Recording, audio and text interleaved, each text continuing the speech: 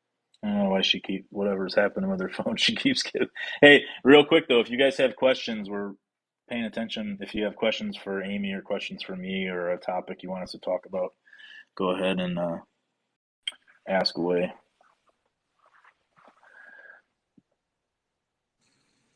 I don't know why it keeps kicking me off. I'm not sure. That's weird. Let me scroll through these real quick. You know what? Let me turn my alarm off quick. Okay. All right. I'm just gonna, because it's gonna keep going on. Okay.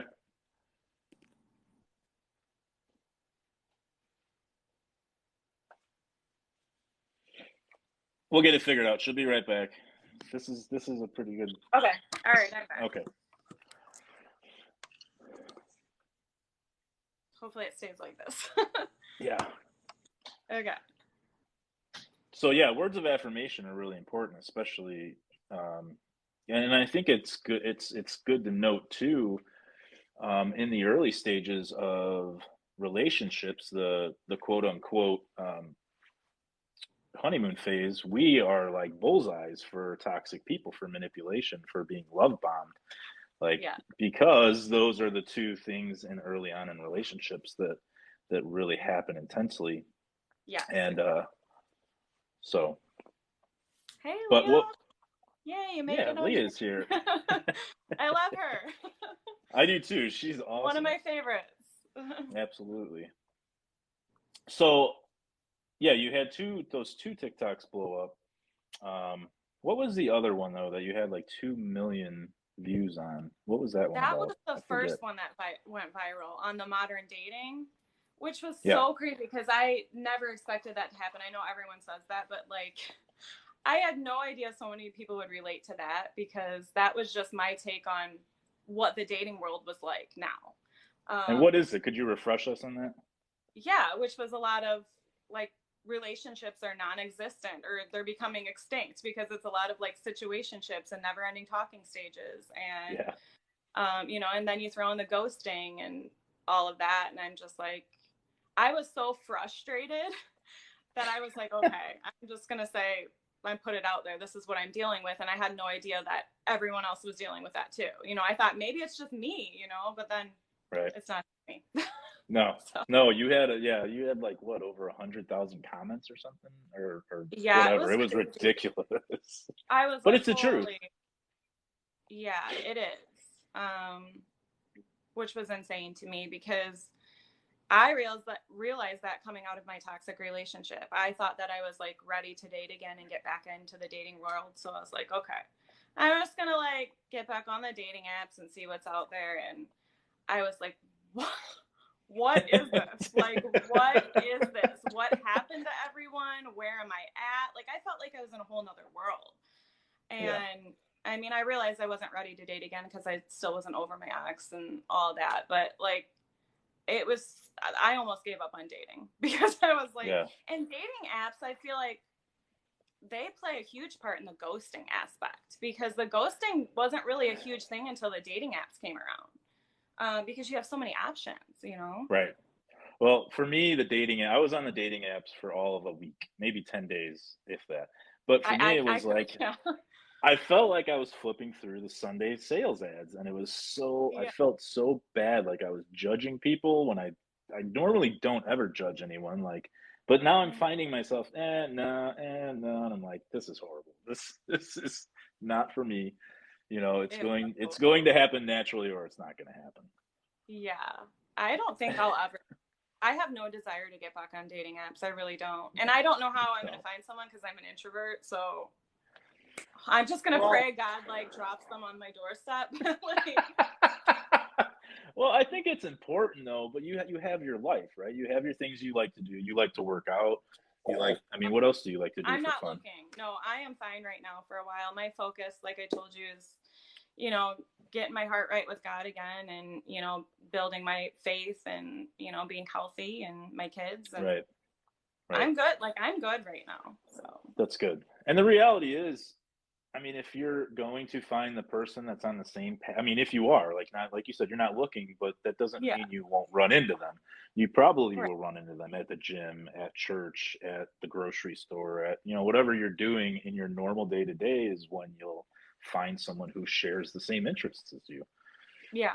So, I mean, I think that's how being an introvert, you will end up finding your person, just crossing your Yeah. path. So, I agree. um, let's see, what else I got?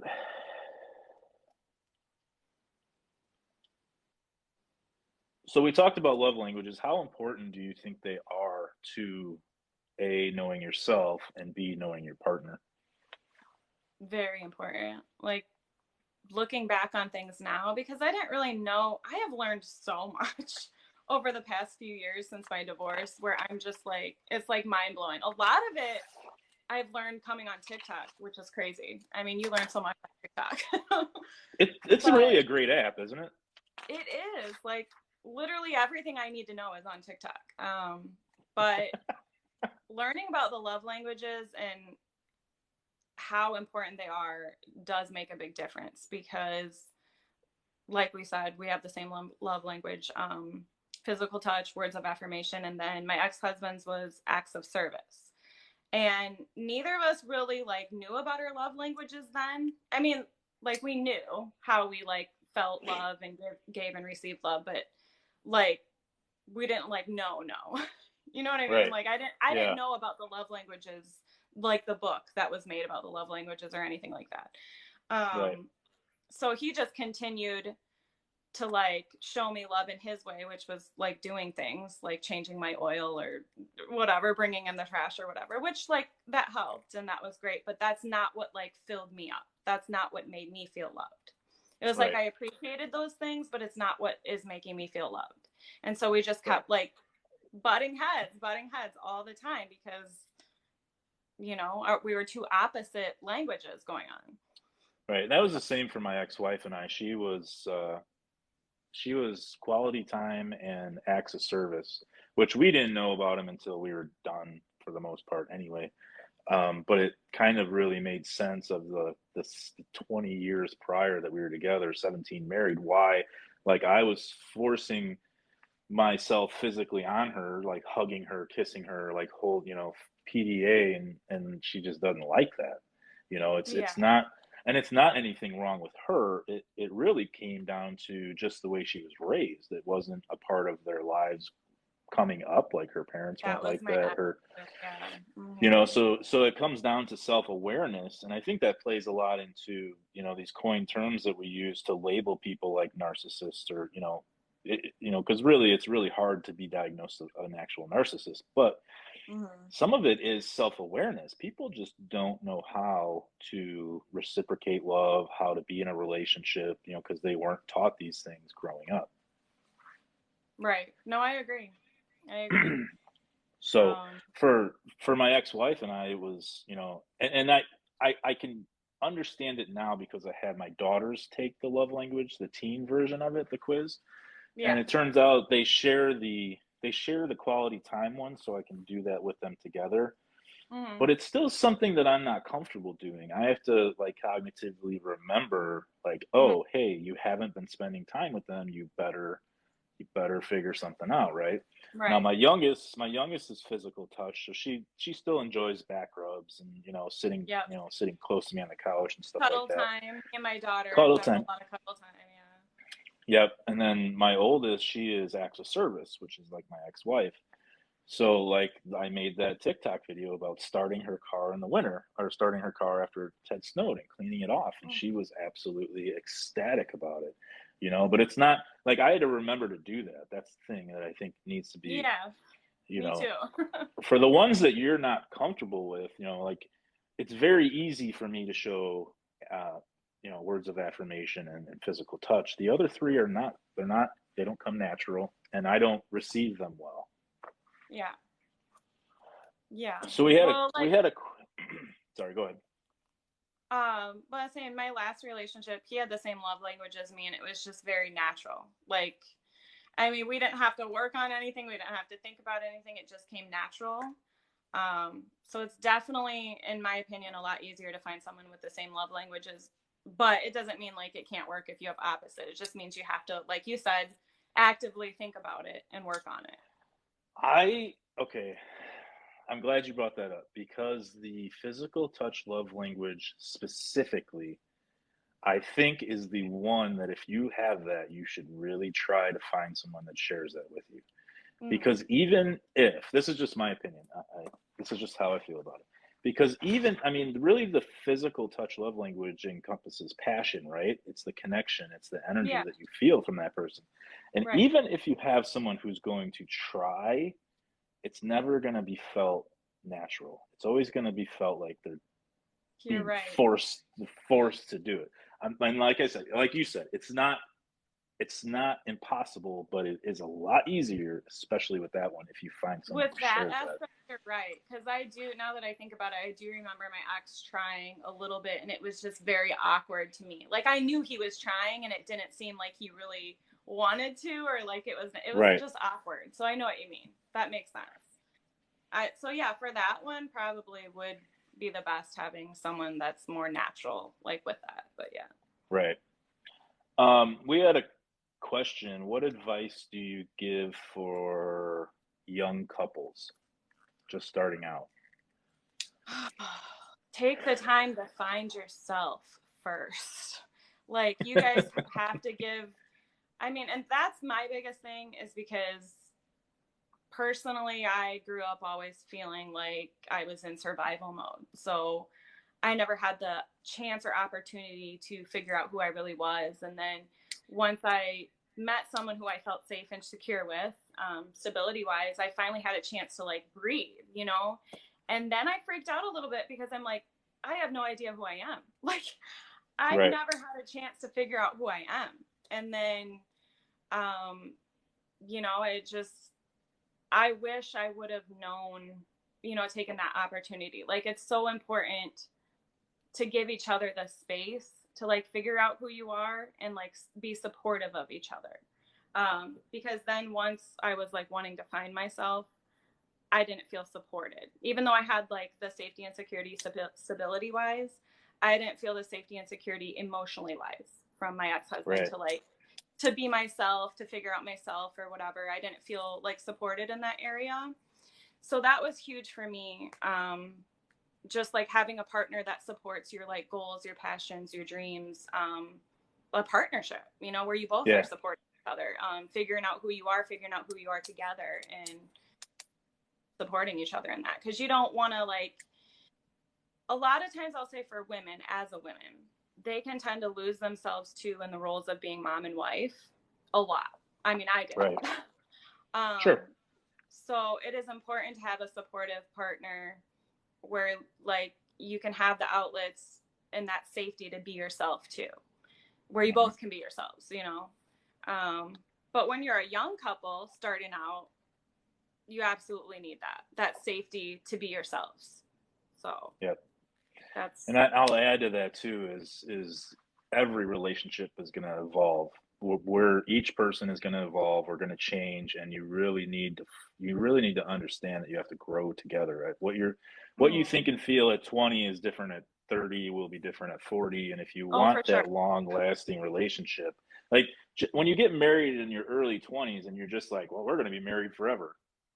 I mean, So the much statistics changes say from you're 20 to not. 30. So much changes. Yeah. Yes. Yeah. So you need to grow together and really embrace the feminine masculine dynamic, whatever that is in the context of your relationship. There's no set way of being a masculine man or a feminine man. I mean, there's the basics, right? But in the context of a relationship, you're going to have your different roles doled out. Like some people are good at one thing, some people like one thing, some people, your compatibility is going to dictate your masculine feminine roles inside your relationship.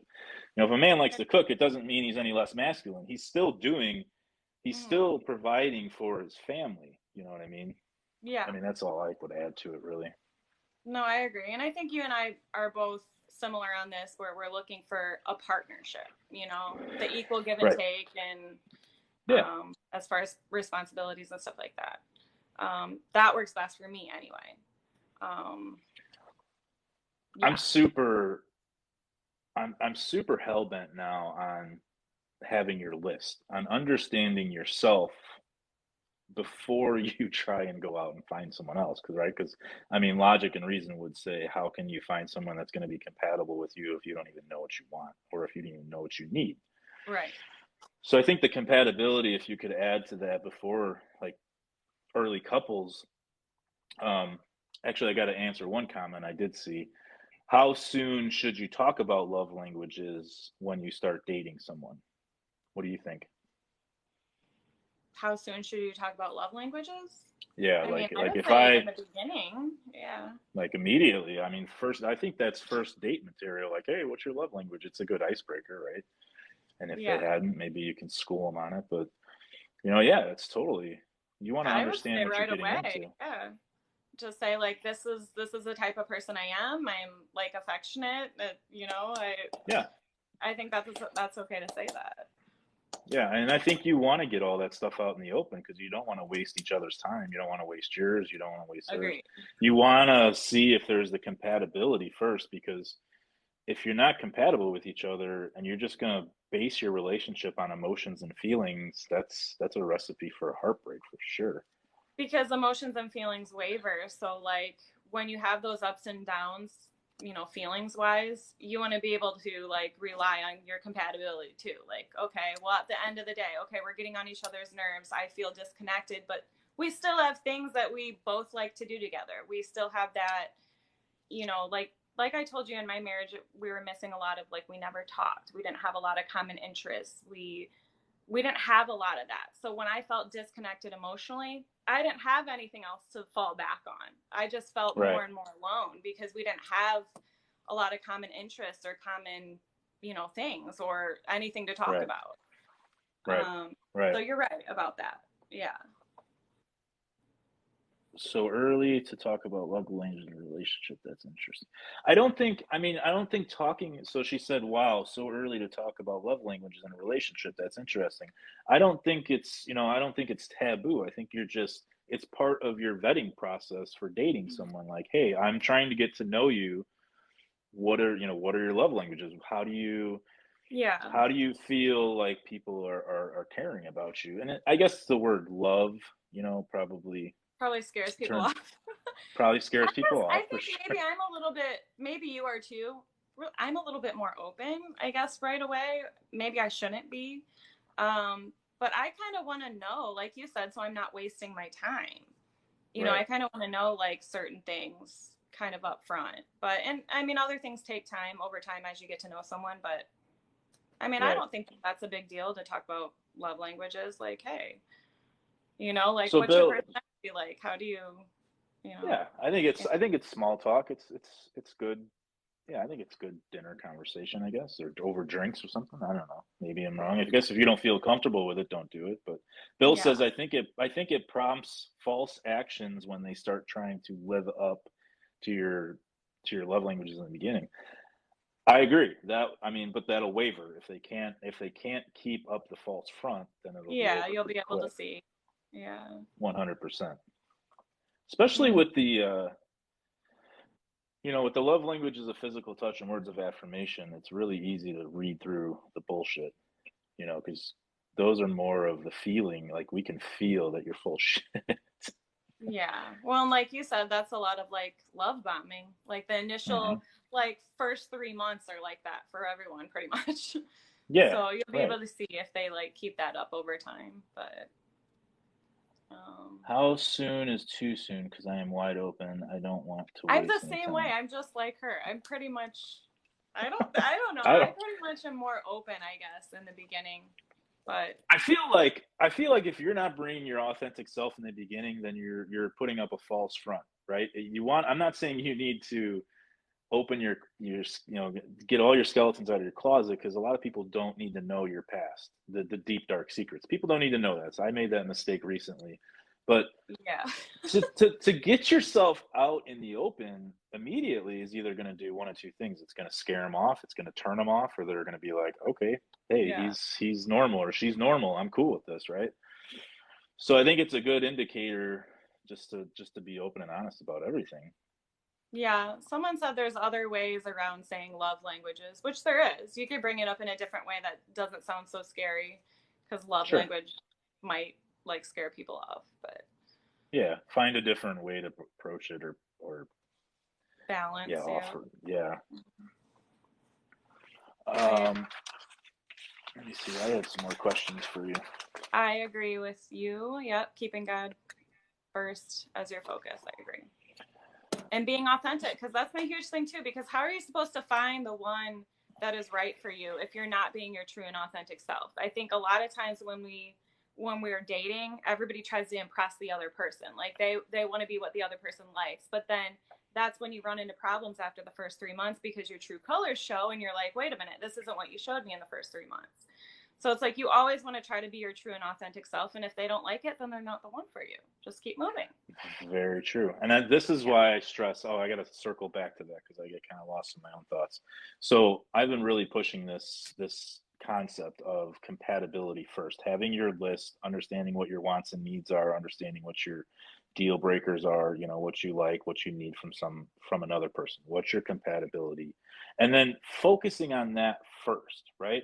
I just had a conversation with my friend today about this.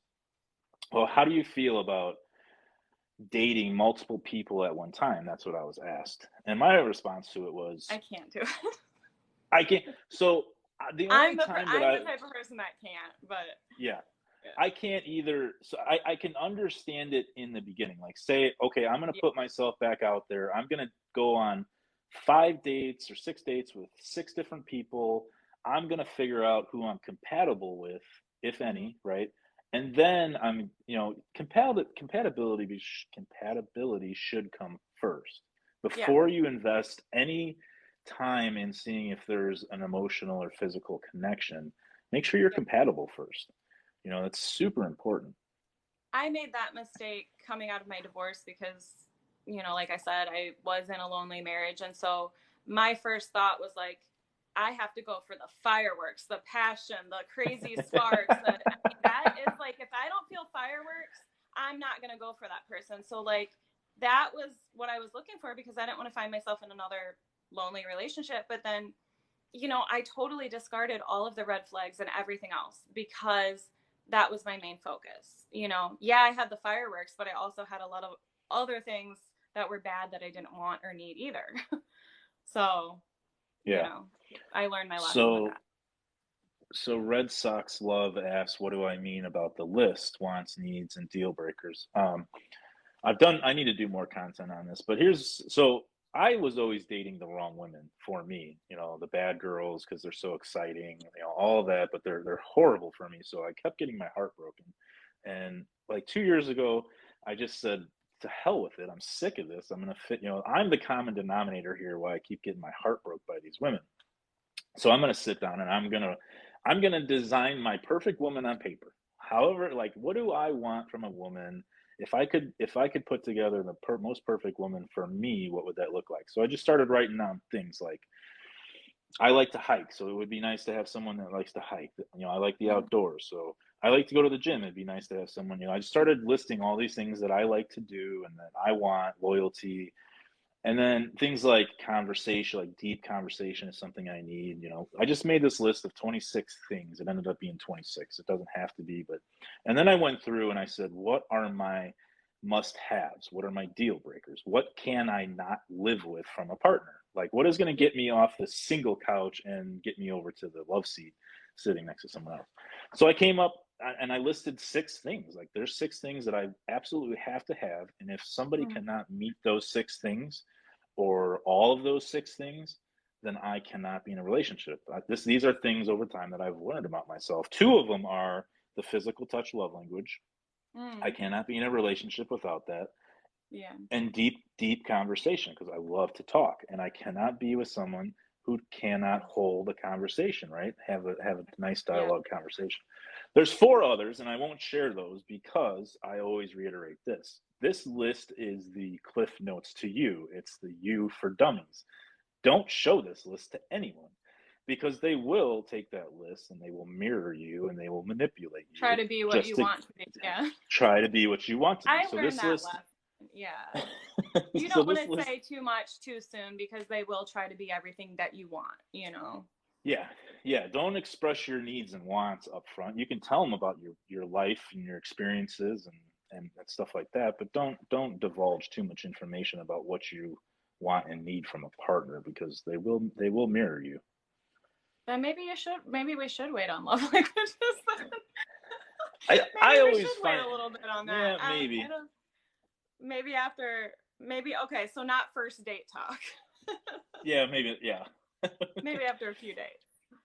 But 'Cause, then, yeah. so what the list is just it's just a checklist. It's just a check, Mm-hmm. because when you get in the early stages of dating, you lose your mind, you get all enamored with someone, and you forget what the hell you need, and your emotions and feelings take I would over, say and you're I just lose like, all my brain shit. cells when I catch feelings. Like, I go brain dead immediately. So yeah. Exactly. I do the same thing. So this list is just something to go back to and say, okay, yes, I they're agree. meeting that. Yes, they're doing Yeah. that. Okay. And once you find that compatibility, then only then is it okay to say, all right, let's see if we have the physical and the emotional connection. I think if you get all three of those, then you have a pretty good partner. I agree. Yeah, I agree. So And I made a video once about saying like finding the happy medium is like the best way to go, where you're like, they're your lover and your friend, your head and your heart agree on them, because I've been in two completely opposite situations where it was like one extreme end and the other extreme end, where I was really lonely in one. And then the other one, I was very overwhelmed. It was toxic. yeah, yeah, So, finding that middle ground and that happy medium makes a big difference. yes, 100%. Hi, Nikki Nation. Nikki's saying hello from Hi. Florida. What do you think about trauma bonds? Well, they're real and they're hard to break. They're literally like an addiction. That's what I tell everybody. I'm like, it is Yeah. like breaking an addiction. That's what it is. Yep. Because a lot of times it's not even like the love. Like you think you're so in love with that person, but a lot of times it is just like an addiction. Mm-hmm. I just think like, I don't know, getting caught up in that cycle, when you're in a toxic cycle, it's so hard to break that and get out of it. You become like addicted to the highs and lows and stuff. And Yeah, absolutely. And you start to think that that's your level of worth, that you're not worth any more than what they're offering, because they mind screw you so badly, yeah, you and you think know. it's love because you're like so crazy about it. You're like, oh, I Hmm. feel this crazy about it. I'm like so in love with this person, but it's like, once you're out of it and you take a step back, you kind of see it for what it really is, and you're like, wait a minute, what was that love, or what was that? Yeah, So and the telltale sign is, they're dismissive, they're gaslighting, they're manipulative, and then they throw you a little bit of scrap, a little bit of love, just to keep you hooked, right?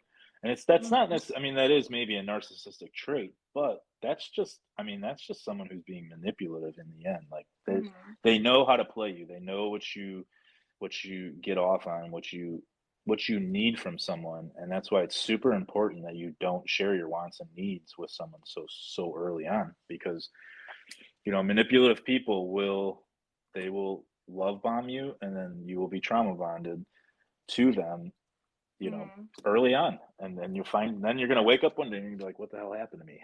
Yeah, that's that push pull relationship. That's always like right when you want to give up and you're done, they pull you back in again. Right. So I think she said, how do you become addicted to the lows? What I meant by that is just the cycle of like push and pull, the back and forth, the up and down, like that cycle. Like anytime you start to feel like you're done and you want to leave, somehow they pull you back in again. And it's just like, you can't break it. You just Right. become like, somehow you become addicted to that. Yeah. Yeah, and that's just they break you down so far, and then they throw you some scrap love, and you're just like, oh, okay, I'll take that, Yeah. thank you. Like Yep. the negative, we are always all going to strive for attention from somebody, right? Yeah. As human beings, we need attention. We're either gonna look for negative attention or positive attention, but we need attention from someone. Like the Mm-hmm. term misery loves company is specifically that. Even miserable people need to surround themselves with someone, so they're going to surround themselves with miserable people. Yep. I agree.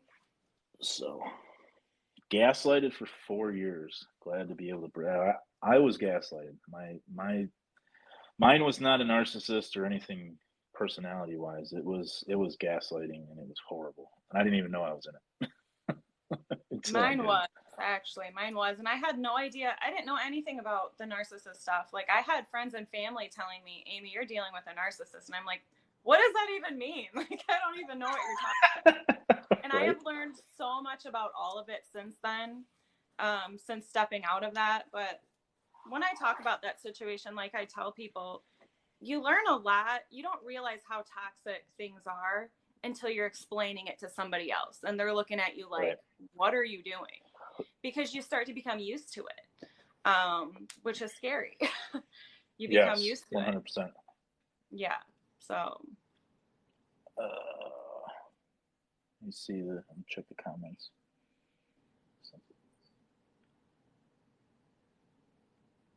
So what I wanted to ask you, and I'm really kind of gearing my content more towards this, is the masculine feminine dynamic in the context of a relationship.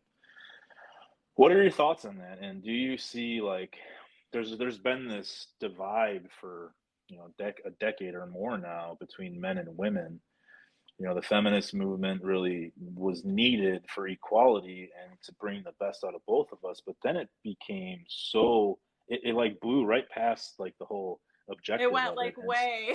way, way in the left field and started devaluing men and just like completely Like, this. I understand why things Yeah, turn that way. I understand where they're coming from, but it went to a whole other thing. Like, yeah. that, just made things worse, I think. But So how do you find what do you think of when you think of femininity, the word, or what do you think of when you think of the word masculinity? masculine, I look at as like a leader, a protector. You know, like I told you before, I'm attracted to someone who is like confident, has that leader type personality, which is a lot of times why I found myself in a toxic relationship, because a lot of the guys who are like extroverted and leader types and confident and all that ended up being toxic for some reason. And I was like, what is going on? Like, why is this happening? The quiet ones, or the more passive ones, like, it's not that I didn't like them because they were good guys, because I was wanting a good guy. But it's like Right. my attraction was for like the outgoing, the confident, the talkative, the leader type person. So I think that that's important in a relationship. And I think you commented on those videos before saying that you made a good point. Like, what like I'm looking for is that leader type person who's also respectful, Yeah. because a lot of times those people that I was initially attracted to turned the other way, like arrogance, and like their personality turned into like controlling, demeaning, arrogant.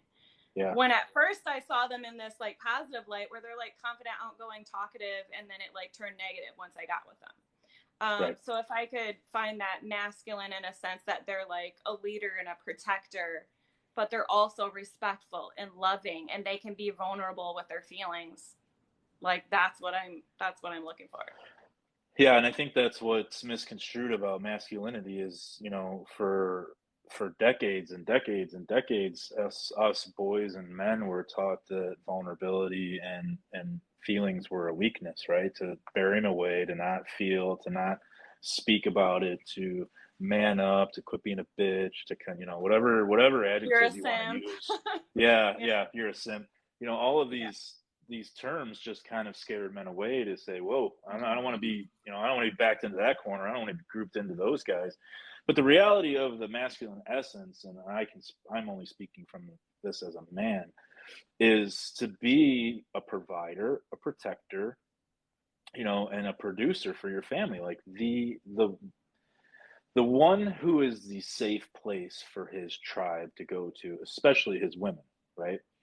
And if I were to quantify it, I would say he needs to be 80% masculine and 20% Mm-hmm. vulnerable. He needs to have that space for his women to come to and feel safe, for his children to come to and feel safe, a non-threatening, non-controlling. And he needs that for himself too, right? He needs that in his feminine woman, because a feminine woman by nature is nurturing, is the caretaker, is the kind of CEO of the family, you know, kind of runs the show, the day to day. Like, we are, which I have those aspects, but I'm also independent too. So that's why I feel like a partner works best for me, because, you know, I have that independent side, but I'm also that, you know, homemaker as well. Like there's like half right, and half, you know, I'm like right in the right, middle. But what you said was really important about the safety aspect, because I think the main thing in a relationship, at least from my perspective, maybe women's perspective, is safety as number one, but not just safety as in stability, like as you're in the provider, the protector, but also safety emotionally. yeah, Like I said, I needed that. I had the safety in my marriage where he was the provider, but I also felt very alone and lonely emotionally, because that was where he put all of his, like he thought being a provider was all he needed to do. That's where he placed his emphasis as a husband. I'm a provider. That's like where he draws the line. You know, I provide, I pay the bills, but then emotionally there was nothing there. So, you know, right, having that safety as like emotionally and like stability wise, yes, which seems to be an issue for a lot of people too. I know a lot of people related to that when I've talked about this before, is feeling like, you know, the man places their identity as a husband and being a provider, but then like lacks in the emotional area. right. So Yeah, because and that for me in my eventual failed marriage, my part of it was I was not emotionally available. I didn't know I was very emotionally I was very emotionally immature when it came to knowing what a woman needed. Even my ex-wife would even tell me what she needed, but it was like a deer in headlights. I just couldn't receive it. I thought I was doing enough by working 6 days a week, sometimes seven, bringing home good money. that's Like, what my ex-husband would say. Yeah. you know, I But thought I was I don't doing enough. understand. It's never enough. I work, I pay the bills. And I'm like, that's not what I'm talking about. Like what That's I meant exactly it. was like, I appreciated his job so much. We needed that. Like he provided, and that was, we needed that. But like what I was trying to get to him was like, I understand you can't physically always be here, but when he was there, he wasn't present. He wasn't emotionally or mentally present. So like I told you, I'm an introvert. I could be alone a lot. Like I need a lot of alone Yeah, time. It's okay. But like my problem was like we never had that emotional connection. So you know, the times when he was there, he wasn't really there. He wasn't there. right, You know what I mean? right. Does And that make yeah, sense? oh, I do. I So 100%. I was that person. I was your ex-husband, yeah. and only after losing everything did I, you know. And then once I got over the initial shock of the divorce or the separation, and you know, not having my kids around every day. Once I finally like crested that hill, I was like, okay, well, if I'm going to do this again someday, like I need to figure out what I did wrong. And that's when I kind of deep dived into therapy. I deep dived into YouTube, psychologytoday.com. Like I just started learning about what it takes to be an emotional man. And I went through all of the stages. Like I was a simp at one point because I was just learning about what women wanted, right? And then, you So know, then then you I were was the nice, overdoing it. yeah, then I was overdoing it, right? And I was Yeah. feeling very weak. And then then you graduate to the nice guy phase, and you know, it's nice, but it's, you know, it's not what women are looking for in general. And then, I mean, then you have you know, you have this is how I put it. You have the simp stage, you have the nice guy stage, you have the gentleman, which I think every woman is looking for, someone who can be very respectful, but has his own purpose in life, has his own, you know, drive, his own thing going on, but can provide the essence of a masculine man. And then you have like the fuck boys, you have the players, right? You have those Yeah. four different types of men. And I think, you know, somewhere in the nice guy to gentleman is where the gentleman is where you want to be. You want to have respect for her and what she does in her own life, and provide space for her to come and be safe in your arms or in your presence, or you know, whatever you guys are doing emotionally, physically, financially, mentally. Like you don't want to be breaking her down mentally, you know, just those four facets of life. You really want to provide a safe place for her to be. And if she's if she's screwing up, you have to have the wherewithal to tell her, like, hey, you're kind of whatever it is, like, hey, this I Yeah. don't like this, Yeah. You or both should be able to say that. No, I agree And I with think that that. scares a lot of men off to be able to voice your opinion when it matters. But it's very important in the relationship dynamic to be a team and to be able to call each other out without being, disrespected or whatever, turned off by it. No, I agree. And I think that's another, communication is a huge thing too. That's been a huge issue with men and women since the beginning of time. Yeah.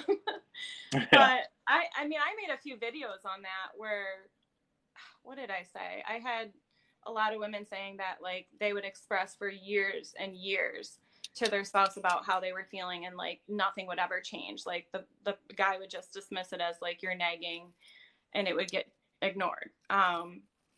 So what would you have to say about that? Like, Anytime that I talk to men nowadays, the first thing I do, when they're talking like that, I just tell them to listen. Just listen to what she's saying. Don't have an answer. Don't stonewall her. Just listen, and if you don't understand, ask. It's very simple. Women are not complicated if you understand them. They're not that complicated to provide for in those four aspects, but you have to stop and listen. You have to quit with the fixing mentality. The everything doesn't need to be fixed. Sometimes she just needs you to talk to. mm-hmm. So, Yeah. if that answers your question. Well, and that brings up a good point, because someone made a valid point about like men being natural problem solvers, which is where like the communication breakdown happened. Because Yes. I had said something in my video like, well, how should we talk then? Because we express how we feel. Like guys will say, how do you expect us to know how you feel? We're not mind readers. But then when we say how we feel, they're like, all you do is nag and complain. so so I actually had one guy who made like a really valid point without saying all women do is complain and nag. And he said something like, it's not that he's not listening to his wife or he doesn't want to listen to her, but he is a natural problem solver. So when she keeps coming to him saying things like, I feel alone, I feel unloved, I'm unhappy, over and over, all he is hearing is a problem over and over, but he's not hearing a Yeah. solution as to how he can fix it. So he doesn't know Yes. what to do, like how to Yes. fix it. Which made a lot of sense to me. It did.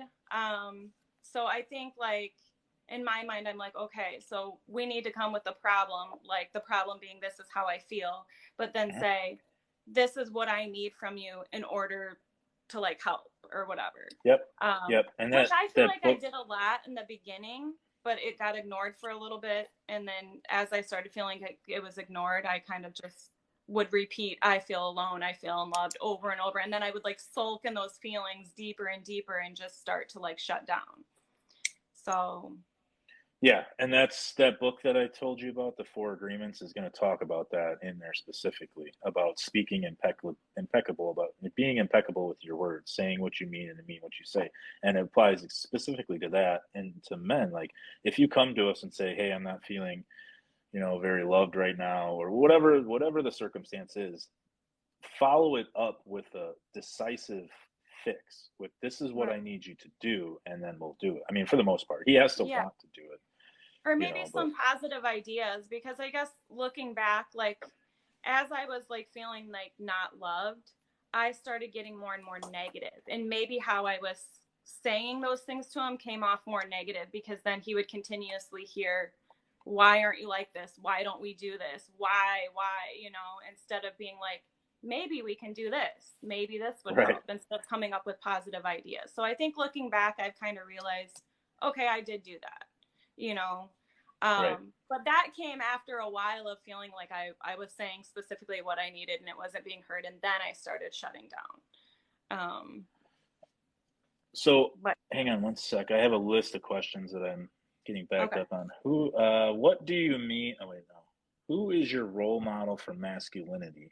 I don't know if that's directed at you or directed at me. Who would you, when you think of a man, you know, masculine man, who would you? I don't even know, because No. I didn't look at my dad as like a masculine leader. I didn't. So I don't Okay. know. I don't know. Yeah, I don't really know how to answer that either. Jesus, yes. Jesus. Yeah. Um, who Who is the man looking to for his inspiration on how to love? Who is the man looking to for his inspiration on how to love? I don't guess I don't understand that question either, but for me, when I was learning how to love, it was strictly me going to YouTube and punching in how do you love a woman? Simple as that. Like or asking my therapist, like, what did I do wrong? Or what is it that women need? Like it was really, just so confusing in the beginning, but once you start to learn about it and you start to research it, I mean, it's not that complicated, like I said. So yeah, So safety. Like I have a quote that says, I want the freedom to fly, but also be a safe place to land. Like the freedom to be myself, but then also feel safety within our connection, Yeah. Yeah, and that's the thing. You want your woman to be. I mean, All American Dad just did Eric Post just did a post about this, and it's really this. Like you wanna be your woman's cheerleader. You want her to be the absolute best woman that she can be. Like you need to cheer her up and cheer her on and build her confidence and like just really let her go out in the world and be the amazing woman that she was meant to be. And she will always appreciate you for that. She'll always come back to that if you're providing that safe place for her to come back to. And when I say safe place, mentally, physically, emotionally, and spiritually, provide those three things for her to be her genuine, loving self, and you will be golden. I agree. I mean, and both partners should feel like they are able to be themselves, Yes, 100%. Who are we looking to in our marriage for guidance? I mean, if I ever do get married again, it will be, I will be basing my marriage on the Bible. I fully believe that, you know, I think it's in Corinthians or it's in Ephesians where he talks about, loving your wife as God loved the church. And that is, if you sit and think about it, how much did God love the church? He gave his only son, for the church. Like he loved it more than anything. He would give his life for the church. So, that's where I look for my guidance. But then, I, I hate to say it, but there's a lot of good content on TikTok. There's a lot of good content on YouTube. There's a lot of people out there who are willing to help you understand what life should be like in the context of a marriage. I agree. I'm on the same page. I think it's important for everyone to do the healing work that they need to before getting into relationships, which is huge. Something that I've learned this past year, because I think I was telling you, a lot of people don't realize the trauma that they do have. Like I was fighting it for a couple of years, being like, I don't have any trauma, I'm fine, but what I realized is trauma comes up in like patterns and stuff. And It's not always feelings or, for me, I was like, well, I'm over that. Like I'm older now, I've moved on, like whatever. I'm not thinking about it. But I didn't realize that like trauma comes up in patterns and relationships and stuff.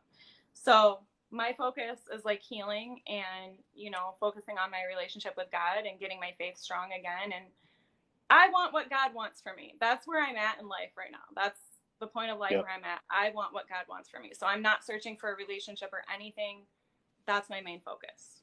And I feel like I'm good with that.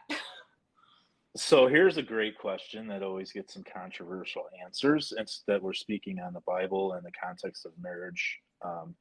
When the Bible says that a woman should submit to her husband, what are your thoughts on that?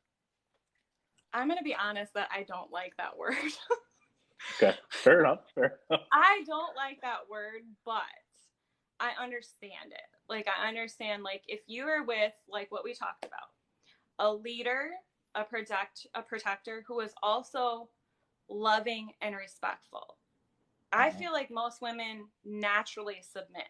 Like it's not something that they have to think about, like where you feel like you're being someone's slave or like I'll bow down to you, master, type of thing. Which right. You know what I mean? Like, which a lot of toxic relationships where they're controlling can make you feel like that. You will do this, you will do that, which I'm not about. Okay, but if I am with someone who is that leader and protector who makes me feel safe and I know loves and respects me and listens to my thoughts and feelings and appreciates me, I will naturally submit to that person. Right. Like I will let them take the lead and love them and whatever all day long. But if they come at me in a controlling way and try to force me to be like, you're going to do this, you're going to do that, that's where I'm out the door. Like, you lost me. Exactly. That's where the negative connotation of the word submit goes to, right? The woman submitting. It rubs me the wrong way sometimes, I'm going to say, but like, I understand it. Yeah, exactly. I don't understand this question, but I'll ask it. What is the spiritual temperature and what is your guidance system? Do you even understand those two? Spiritual temperature and what is your guidance system? I mean, spiritual temperature. I mean, am I on fire for the Lord? I mean, I guess. I mean, I talk to him every day. I have my own personal walk with him. Like, meaning you don't have like a lukewarm relationship with God type of thing. Yeah, I mean, I wouldn't say. I've been a Christian my whole life, but I've been in ups and downs where I've been far away from God, and sometimes I've been really close, and I've been in that area of lukewarm for a long time, and I'm trying to get out of that and put more of my focus on getting closer with him. So I think the closer that I get to God and stronger my faith gets, I feel like the more things will fall into place. Like I'm not worried about a relationship, you know? Right. Yeah, I think my guidance is probably Jesus Christ when it comes to relationships. And am I on fire for him? It flickers now and then, day to day. It depends. I do my best, and that's all I can do. So I have a question asked directly to me that says, how would the girl, but you can answer it too, because you do have an older son and a younger daughter, Savannah, right? Yeah. Yeah, I have a Savannah. We both have Savannah. How would the girls react if you find someone and remarried? I think they're old enough now that they know that that's probably something that will happen in the future, given the right circumstance. I think it's, my ex-wife and I have gotten to a great point of co-parenting. And I think it would be great. Like, we understand that we both deserve to be happy again. We both deserve compatibility and to be truly loved like we always wanted to be, but we couldn't for each other. Like, we understand that. And I think the girls do too. My daughter's 17 and 15, so they're old enough to kind of understand what's going on. So I think they'll like it. I think they'll understand it. But you were telling me the other day that one of your exes, your daughter didn't like, right? Or could feel the narcissist one. That was the toxic relationship. And that is the reason why, inevitably, that I left. I mean, amongst other reasons, but that was the main reason why, at the end of the day, I was like, I know I can't be with this person. That is what kept me from going back, because she did not like him. She was very uncomfortable. She never wanted to be around him. She didn't want to be around at his house. And then when I got to the point where I was like keeping her from him, I was like, I've got to end this. But she was scared of him at times because he had explosive anger issues, and it just wasn't a good situation. So I made that decision because he was also trying to force us to like move in and all of that, and I just pictured my life 5 years down the road and 10 years down the road with my daughter, and I'm like, I don't want her to get used to this and this become her normal. Like, what would this do to her? So I was like, that's when I ended it. Exactly. Good. So it is important to know how the kids feel, Yeah, it's got to be. I mean, you got to think you're melding families together now. That it's got to be. I don't know that the kids have to be the deciding factor, but in your case, it did, because it was abusive, emotionally. Toxic. Yeah.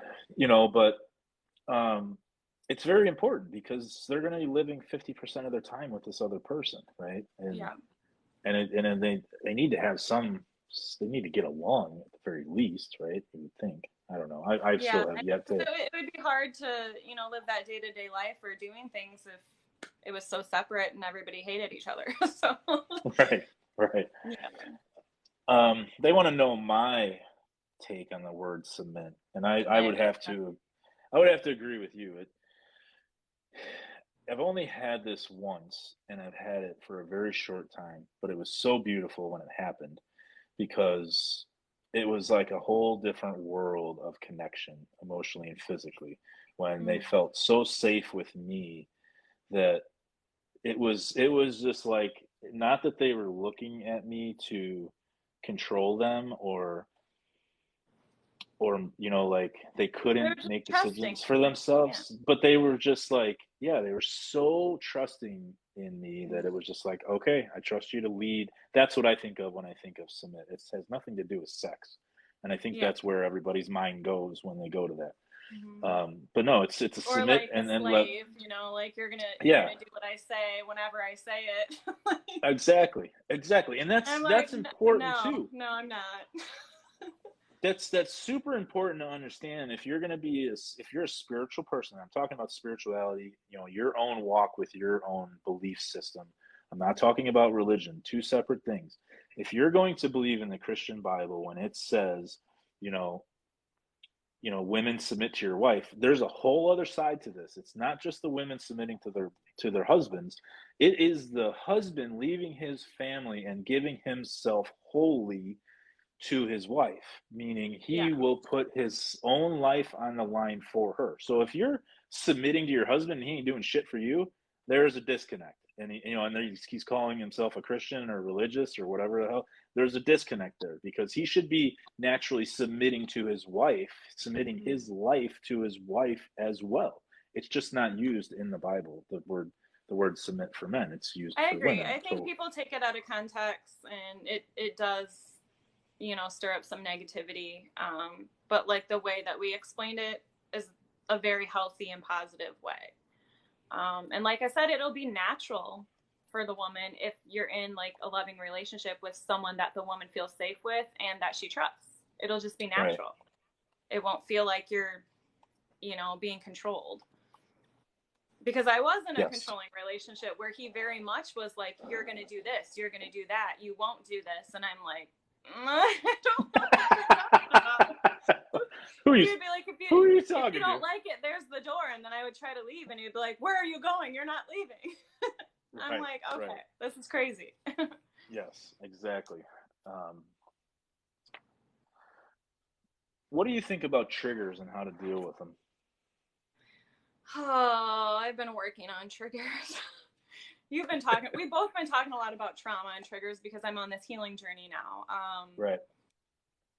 I've noticed some triggers popping up continually that I need to work on. Like, what do you mean? Like, explain a little bit, because I mean, I think Well, everybody has so triggers. yeah, I think I did a video on this. I did two videos on it, but one went viral, was where I was just saying your red flag is your trigger, and I said it three Yeah. times, and people just kind of blew up on it. And it was really, I posted that video and with the thought of having a follow-up explanation, but I just wanted to trigger people. I wanted them to respond. I wanted them to start a dialogue about talking about triggers and red flags and how they intermingle with each other or intertwine with each other. So my thought is that, I mean, a trigger is my definition of it. What I've in my research have found that a trigger is something that lasts for more than a day, and it completely abruptly stops your life in a net. If you feel a negative trigger about something, someone, some place, some event, some situation or circumstance, and it stops you dead in your tracks, it overwhelms you, your anxiety, just Hmm. it just overcomes you, and that lasts for more than a day, then that is probably a sign for you to say, You hey, need to heal. Yeah. you got something you need to heal, right? that's Yeah. that's my take on it. And if you don't heal those triggers and you bring them into a new relationship, then you are setting yourself up for unnecessary stress and unnecessary problems when Hmm. when your future partner does something that triggers you, because now Hmm.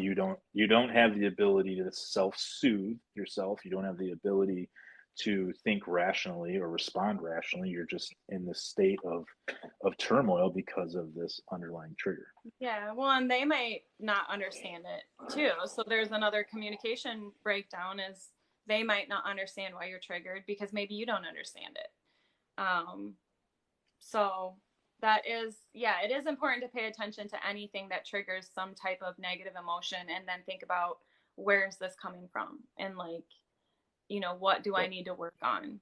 Like, to deal with before I, put this on someone else, because it will be put on someone else if you don't deal with it, Yeah, 100% it will. Yep. Are either of us afraid that we'll end up alone, not finding a compatible partner? No, I used to be, but I don't care anymore.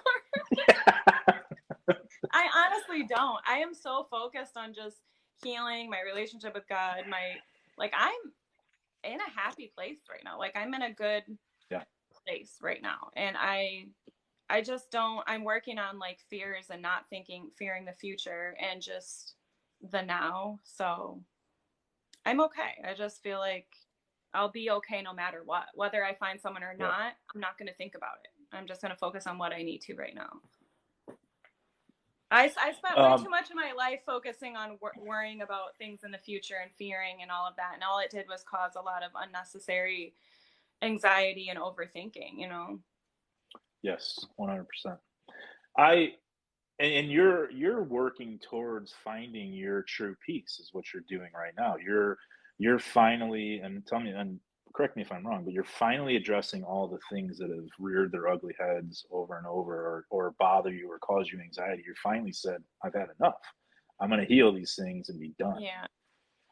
Yeah, and that's been over a period of time, because I told you, like, once I first got on TikTok, like, I think I joined almost a couple of years ago, but I wasn't really like active on it like the first year. But like when I started sharing my like stories on TikTok, everyone was like, that's a trauma response. That's from unhealed childhood trauma. And I'm like, okay, like literally everything I said was unhealed childhood trauma. And I'm like, no, there's no way my entire personality is a trauma response. And then like as time went on, I'm like, okay, things started making sense a little bit. Like the more I thought about them, and I'm like, okay, maybe I just need to surrender to this and really like listen to this, because I mean, it turned out being like, okay, I do have some things I need to heal. Like things are really making sense now. Like they're starting to click with me when I look back, a lot of things, like even like being an overthinker, social anxiety, being an empath, like a lot of those come from like early trauma, Yes. Which I don't know. Are you an empath too, or do you consider yourself to be empathetic? Very much okay. so. Yeah, I have that sixth sense where I could be standing next to someone and just feel their energy. I could feel their problems, and sometimes it's a pain in the ass, but it definitely helps with being able to help people, because the hardest part for me being an empath, I can understand it, but I can actually like take it all inside. And the problem when I first started this was I was harboring everybody's problems, and I didn't know how to release it. I didn't know how to, I didn't know when I was overwhelmed how to stop it and detach from it. But I'm getting a handle on that process. Good. Yeah, if you guys could keep liking the post. I mean, this is actually really good. This is going really well. So, what were we talking about? Trauma, triggers. Oh, so let me circle back to the question am I afraid of ending up alone? No, and that for the reason being is that I've finally found my peace. I finally found my purpose in life. I finally found what fulfills me without anything in return. And I finally feel like I've healed everything from my past. I'm 100% okay with my life, and I've never been happier ever. And I'm not willing to give that up just to be with someone, just to have a partner. Like I can go, whatever I need, I can do myself. But if somebody is going to come in and disrupt my life again, I don't want to have to do all this work over again. I don't want to have to do this over. That's what I was saying. I saw this video going around saying that like people have to like heal from trauma from like every relationship pretty much. So it's like if you're in a relationship for a year, you take a whole year after that to heal from that one before you get in the next one. But no, I agree with you. And I think like, I don't know if that's an INFJ thing, but the whole purpose thing is huge for me too. I've always been like, if I could just feel like I'm living my purpose, I feel fulfilled, like I'm doing something, I'm making a difference. I'm doing what I'm supposed to be doing. Then like, I'm fine. I mean, of course, being a lover and a hopeless romantic and all that too, I would like someone, but like you said, I don't want that person to take away all the work that I've done and to get to this place as well. So, you know, if Yeah. you get into a relationship where you're overwhelmed and it's taking and taking from you, that's not the right relationship. You know, every No. relationship should No. be like making deposits into your life, giving to you, making you a better person while being with them. So, Yep. 100%. don't settle for Someone less at, than that. no, absolutely not. Like once you find true peace, and once you do find it, and I'm going to love to hear your explanation when you truly find it, your anxiety goes away, your care for all the other Yeah. worldly bullshit goes away. You You don't just overthink don't like, 24/7. you do not overthink anymore like you used to. That's the Yeah. 100% truth. And that is just so, oh, it's just so freeing. It's so freeing to be out of your mind. It really is. It is So, to just like be in a place where you're not thinking so much and you just allow yourself to feel and you feel safe to just feel yep. and be yourself. That's like the perfect relationship.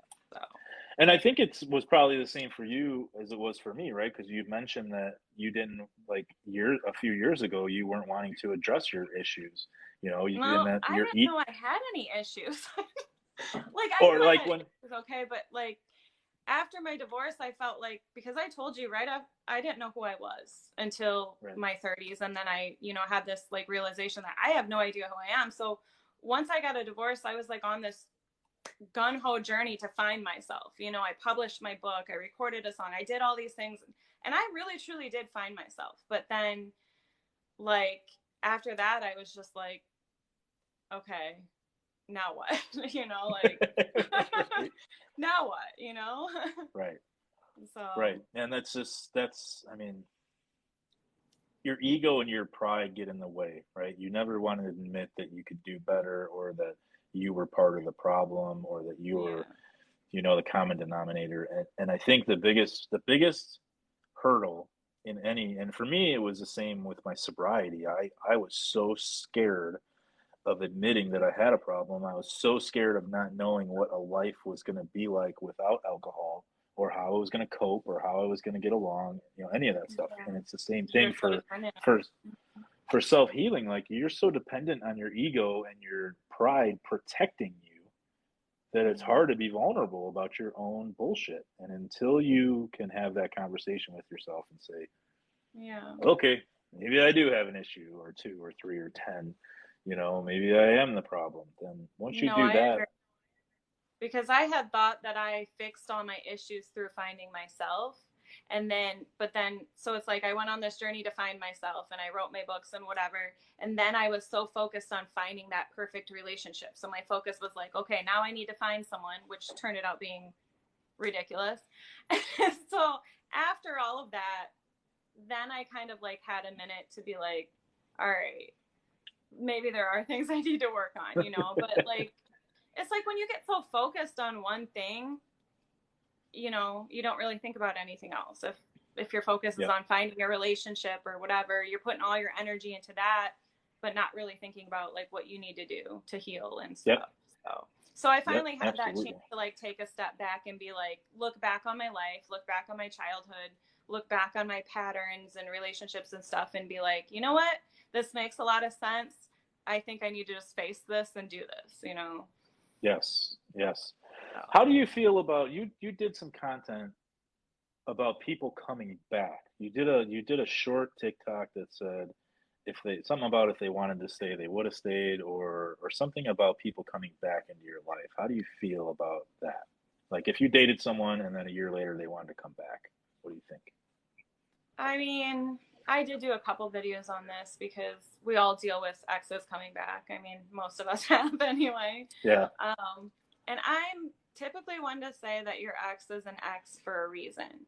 But I do know situations where people have broken up and gotten back together and it's actually worked out. But in my opinion, a lot of those situations are where both people completely like completely let go, like meaning let go of any thought of getting back together. They both did their work on like healing and working on themselves, and then somehow they came back together, you know, or one person came back together, whatever. But I think a lot of times when they do end up working out, it's because you both have let go. Yes. A lot of those situations where the exes come back and they keep coming back, nothing has really changed within that time. Yep. You're just kind of dealing with the same stuff. Yep. So But I think like letting go no matter what is important, because once you step out of that situation, you're able to see things more clearly than when you were in it. Because when we're in it and our feelings are so much involved, it fogs a lot of our judgment. But then once you finally let go and step out of it, you can see like when they come back, you'll actually like, no, should I give this person a chance or not? You'll see things more clearly. Yeah, Red Sox love said Ross and Rachel. It was a break. What? Did you watch Friends growing up? Oh yeah. Okay, Ross and Rachel. The Ross and Rachel. Yeah, I think I like to simplify everything, and I always revert back to this comment or this quote: actionable change behavior. Are they coming back into that relation? Whatever the dynamic was for them leaving or for you two breaking up, are they coming back with actionable changed behavior? And has it been enough time, depending on the severity of it, right? Because if someone screws up and they say, "Oh, I'm going to therapy," and they've been to therapy for a month or two, and they come back and they say they're fixed or they're changed, well, they're not, because it doesn't happen that fast. It doesn't work like that, right? No. So it's time, and it's actionable change behavior, and it's they need to be able to verbalize why you were why it broke up or why it ended, how they physically and mentally and emotionally changed their behavior, how they're going to hold themselves accountable moving forward, and make sure they acquired all the information on whatever it was that was the breaking point, right? I mean, they have to have a full understanding and an actionable plan to fix whatever was broke. Yeah, I agree. I mean, if they're coming back with the same things and like I said, time is important, because if you have someone who comes back within a month, it's probably going to be the same old thing, and then you yourself haven't moved on, probably haven't mentally, emotionally, like detached yourself from that person either. So you're still kind of in those feelings. But I agree. Actionable change. Can you stay in the relationship while they're changing? Is that possible?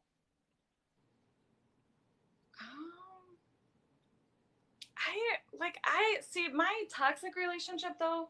He did work on things and try to change, but I feel like that was an act to get me to move in. Because like the minute anything went like the way he didn't want it to, he was back to his old ways again. I don't know. So I believe it's circumstantial, right? Depending on what it was. I mean, if it's like something horrible like cheating, or that's some. But if it's like maybe it's an anger issue, maybe it's something that can be dealt with within the confines of a relationship, I think it goes back to the actionable change behavior, the understanding. And I wrote this down from Matthew Pfeiffer. I don't know if you follow him on TikTok. Matt Pfeiffer, but he's amazing. He's an actual therapist and a life coach, a psychotherapist, and he wrote down the 5 A's. So the 5 A's are: the first one is acknowledge. Do they acknowledge what happened, and do they know how they hurt you? 2 is amends. Have they tried to make amends with you? 3 is acquire. Have they tried to acquire the new knowledge about what it was, and how they can avoid it, whatever the behavior was? Are they holding themselves? And the fourth one is accountable. Are they holding themselves accountable for the decisions they are making, like their new decisions, right? The actionable change behavior. Are they holding themselves accountable for their screw ups or their their wins? And then 5 is accepting. Are they willing and accepting the boundaries that you put in place for them? So if you say, hey, I don't want you hanging out with this girl, and they go hang out with that girl, then they're disrespecting your boundaries. They're breaking a boundary.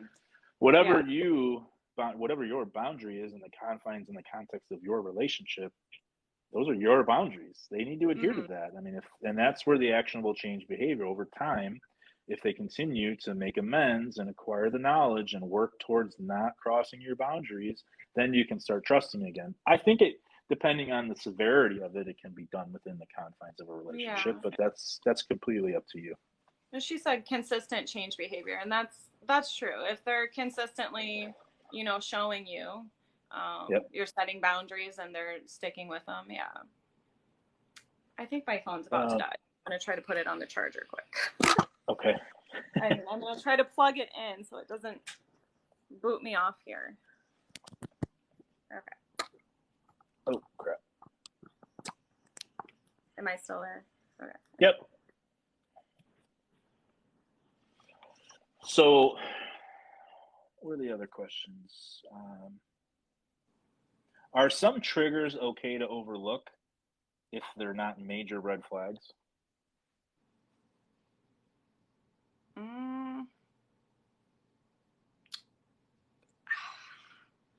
What do you think? I don't think there's shades of red when it comes to red flags. I think they're either there or they're not. I think a red flag is a red flag, and it should be, it should not be brushed under the rug. It should actually be addressed and talked about and worked on. If it is, I mean, it's part of boundaries. It's part of the whole dynamic of a relationship. If you don't like it, if it's a turnoff to you, then if they're not willing to change or evolve within the confines of the relationship, then you should probably move on. Yeah, so maybe not a deal breaker, but not also something that you sweep under the rug. So at least address it, bring it up, talk about it. Talk about it. Conversation is huge, especially in relationships. It's lost all the time. Nobody wants to talk. Yeah. How long do you give them to change if you're staying with them while they change? I mean, it's personal, right? Yeah, I think it's different for everyone. You can't really give a time limit.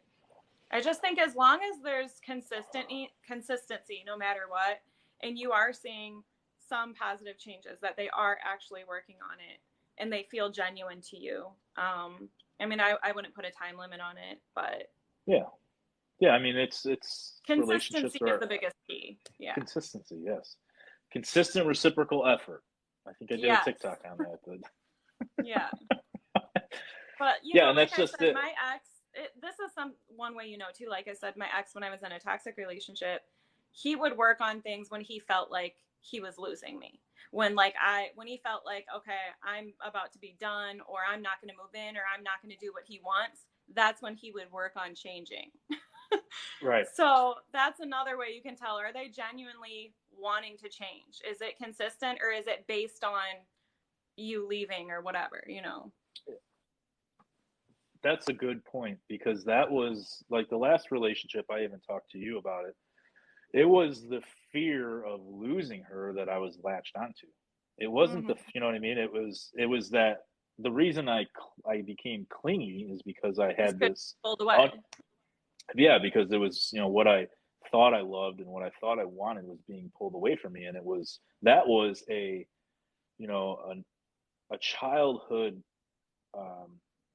issue that I hadn't ever dealt with. I didn't even know it was still there, honestly, until that happened. So, and it was like this feeling of me not being good enough, or me not worth the effort of fighting for this. And that's what I latched onto. So I did. I mean, I was similar. I told you I was similar in my toxic relationship. In the beginning, we had broken up and gotten back together a few different times. And in the beginning, when I felt him pull away, I freaked out. And I remember telling my friend, like, well, what if he leaves me, or what if he cheats on me? And she said, and what if he does? So what? If he does, that means you're not supposed to be with him. Move on, find better. Why are you so attached? And she kept telling me I need to work on a healthy detachment, I was so focused on this specific outcome that I had with this person, because I was like, this is the way I see it in my head. And she's like, but that's how you see it in your head. Like, if they're showing you who you are, believe it. Like, let go. Who they are. Yeah, exactly. Yeah. And I think I love this. I forget, was it from West Side Story, where the guy was his friends were telling him to beat up this other guy over $20. He had been ducking him for forever. This guy owed this other guy $20. He'd been trying to catch him, and he finally caught him. And then I don't know who it was, but the older gentleman came in and took him by his side, and he said, "What's going on here?" He said, "This guy owes me $20, and I'm going to get it from him, And he says, "Listen, look at it this way. It cost you $20 for him to prove to you who he actually is, what you mean to him. So he's never going to come around. He's never going to bother you again. He's never going to interfere with your life. He's never going to ask you for any money again. And it only cost you $20, and you learned you learned everything that you needed to know about him. So you can't, you have to let people do what they're going to do, right? Because why would you want to save someone or try and save someone or try and change someone who doesn't want to be changed, right? If you, I don't really know where I was going with that, but you know, if they're a cheat, then they're a cheat, right? They're going to cheat regardless, Yep. unless they want to change. If they're, you know, I don't know, I don't know. I got off No, subject there. no, I know what you're saying. Like, I think like empathetic people can tend to like want to help and save and fix. And I found myself wanting to save that person until I felt like he was drowning me. He was pulling me under, you know, like, Right. and that's the point where you're like, you got to let go. Right. But yeah, Yeah, that's, somebody commented something that they made a good point. Well, let me find it. while you're looking for that, they want me to reiterate the 5 A's, and then we'll get back to that question. The 5 A's are acknowledge, amend, acquire, accountable, and accepting. Number one is, do they acknowledge what happened, and do they know how they hurt you? Number two is amend. Have they tried to make amends with you? 3, acquire. Have they tried to acquire new knowledge on their own about the ways they can avoid that past behavior? 4 is accountable. Are they holding themselves accountable? This isn't you. This is, are they able to hold themselves accountable for the new decisions they are making or aren't making? And number 5 is accepting. Are they accepting of your boundaries that you put in place for their, you know, for them to come back, or for them to keep you, or for them to, you know, whatever your boundaries are they accepting of that? So those are the 5 A's. And Matthew Pfeiffer, if you search him at Matthew Pfeiffer, he's on TikTok, he's on Instagram. He just did the video on that. I love that. I found her comment. She said it helps to focus on connection and not attachment to someone. 100% agree. Because attachment a lot of times comes from our own thinking, like our own. That's when you're like putting someone on a pedestal. That's when you're like falling for the potential, and your attachment comes from your own things. But like the connection and what is real and what's there. Yes, 100%. That's important. Are yellow flags okay? Are yellow flags even a thing? Does that mean slow down? You know, there's warning and then slow down, just take some time. Yeah, I mean, I think a red flag is a red flag if you want to pull away for a bit and assess the situation, if you, whatever you want to call it. But I don't think you should undermine your own truths just to be with someone. And if you are devaluing what you hold, what your truth is, what your truths are with yourself, if you're devaluing who you are and what you want just to be with someone, just to justify their behavior, then I think you are asking for a lot of crap. I agree. Because sometimes you can want someone so bad, and then because you love them so much, but then you're like, but is this what I really want? Like, I had my friends ask me that, Amy, is this what you really want? Like, look at the relationship you're in. And I'm just like, okay, maybe not, but I really love him. So, you know, it's confusing. You really love someone, but then like you look at the type of relationship you're in. Is that really what you want? Is it? Well, I think, and that is what's so important about building your list, about understanding yourself truly and deeply, emotionally, mentally, physically, like just knowing yourself on a whole different level, so you can go out in the world and look for what's going to work for you. Because here's the thing, like, you know, I am naturally a like creator, like honestly, like I have all these ideas in my head, but for me, following through on those ideas is the hard part, right? So if I were to date someone who is the exact same person as me, there's going to be a lot of voids in our relationship. There's going to be a lot of things that are started and undone. Like, I don't need to date someone who's like me. I need to date someone who's you know, organized, someone who's a finisher. Like this is what I need in my life that's going to complete me, and where I, you know, where I'm not, where I don't excel at. So I think it's important. It's just really important.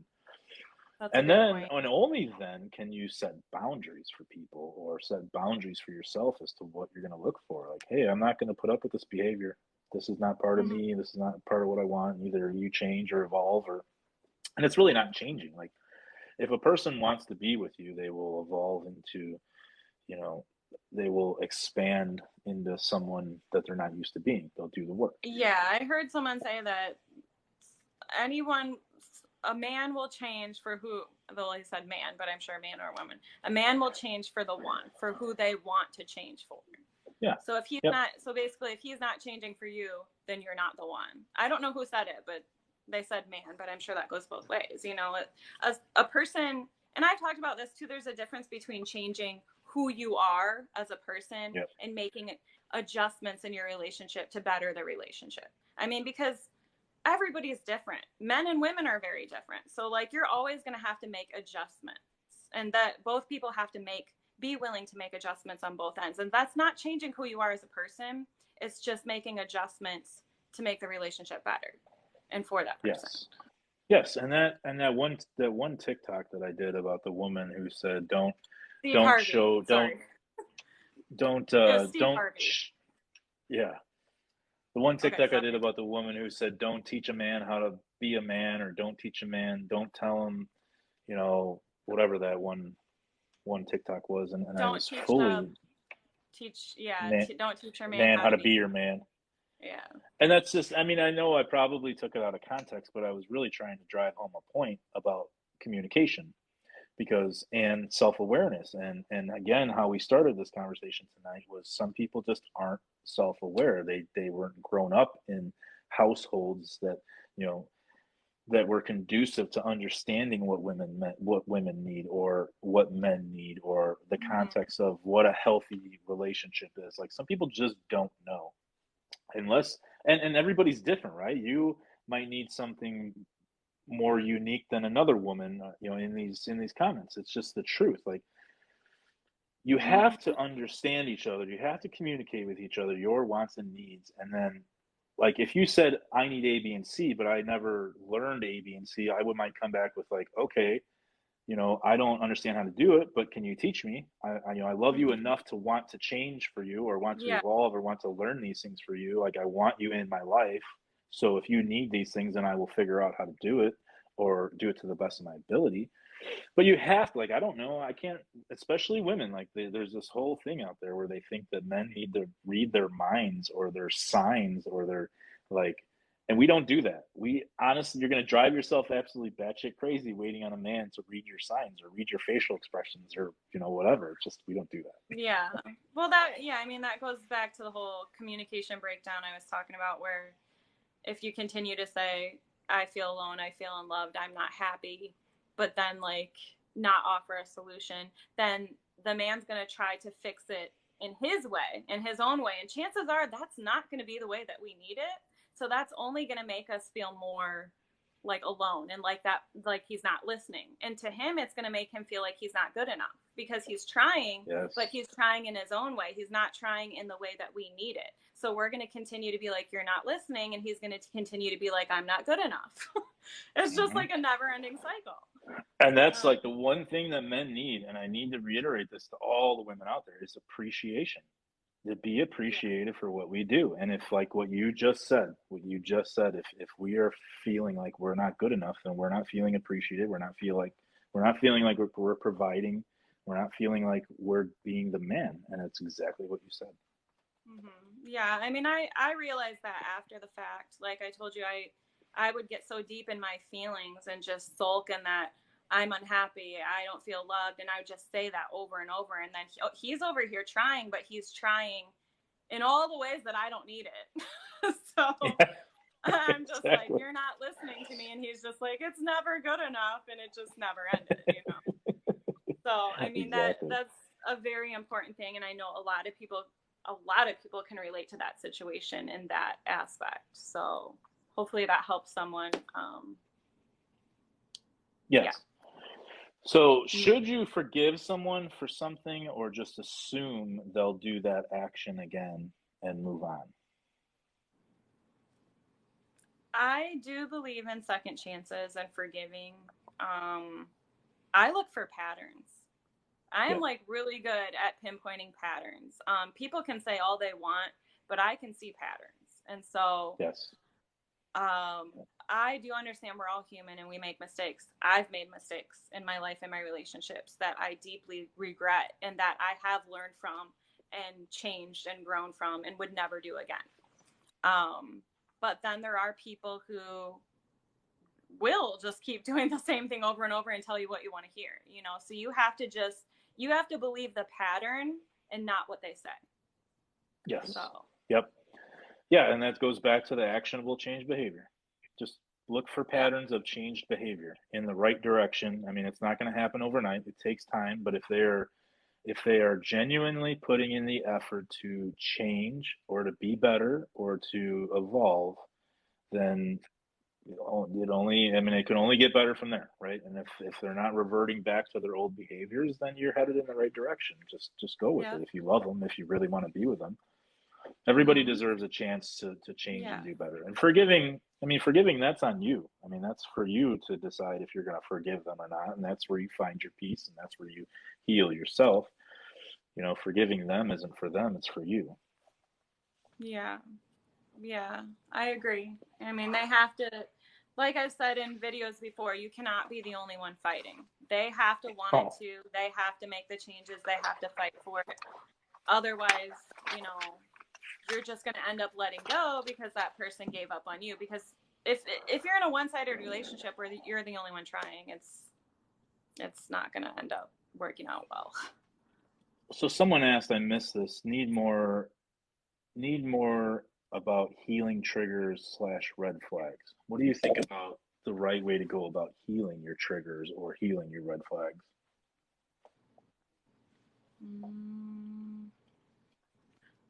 Well, can you explain a little more what you meant in that video? Because did you mean a trigger with someone else, or the trigger within yourself is a red flag with you?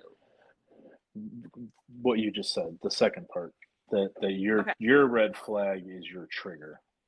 Okay. Okay, because I was kind of seeing it both ways. I'm like, does he mean like if we see a red flag with someone else? Okay. That makes sense. So how do we go about healing that? Healing our red flags?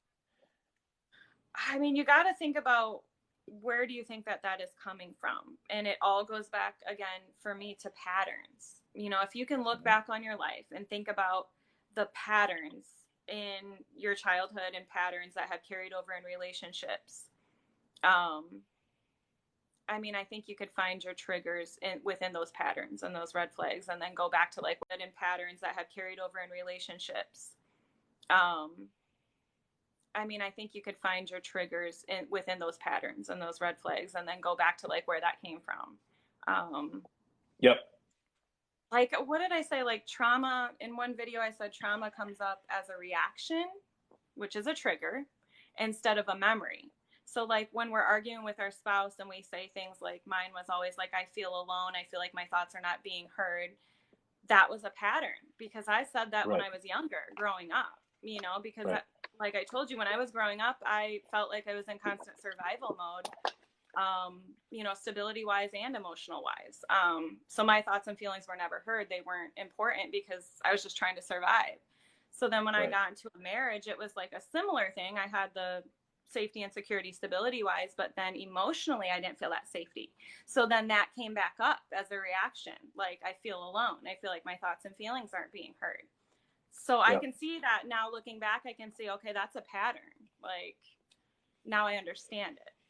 Yeah, I agree with you 100%. And the pattern for me was just a specific word when I was trying to heal this past thing, this clinginess that I was always. The pattern was clinginess. Someone would leave, right, and I would become clingy because I felt like I wasn't worth the effort. But the word effort, when I was in therapy for 2.5 months trying to figure out what the hell was going on with this clinginess, the word effort kept repeating. I kept repeating, and I didn't even know it. But my therapist, this is why therapists are so important. She kept paying attention, and she heard me repeating this word effort, effort, effort. I'm not worth the effort. And it was like 2 months in, and she's like, "Hey, I've noticed a pattern here. You know, you keep saying that you're not worth the effort. So this right here, this is what it is. You know, where have you ever felt like you weren't worth the effort? You know, let's start going back in your life from this point prior, and identify all the times in your life where you felt like you weren't worth the effort. And it brought me all the way back to when I was 13 years old, and my dad would never show up to my basketball or my baseball games, or when he did, he would show up drunk, which was incredibly embarrassing for my mom and I. So it's like you said, you're 100% right. Patterns. Notice the patterns in yourself. Notice the patterns in your behavior. Notice the patterns in the emotions that you're feeling, in your anxieties, all of that. Like those are all your signs. So if we can identify like where exactly it's coming from, that'll help us heal. But then because you've been in therapy, like, so you have an advantage here because I'm like working on this right now. So like once we identify like where that trigger is coming from, how do we go about like really healing that once we understand where it's coming from? So this is the pamphlet that I was going to send you, and I haven't yet because I forgot. I got sidetracked. The ADD. And the way she teaches me is from a spiritual standpoint. So I'll go into it. I'll go into it because you're here, and I know everybody else wants to hear it. Yeah. So the initial thing is identifying the emotion, right? All of a sudden you're having an argument with your mom or your wife or your dad or whatever. So mine is feeling alone. Yours is effort. Yeah. Yeah, but it's like an experience. Like, okay, when your boyfriend or husband, whatever the situation is that made you feel alone.